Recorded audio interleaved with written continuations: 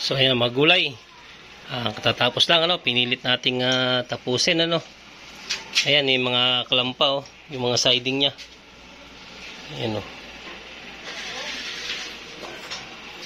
may klampa. Talagang pinilit kong matapos Ayan yung ganda ng liner niya silver. So okay na ang ganda ng combination Yung gripo lang ang medyo papalitan. Yung lababo, hindi ko na palitan yung lababo ko Ayan medyo makapal yung naging ko dito toppings.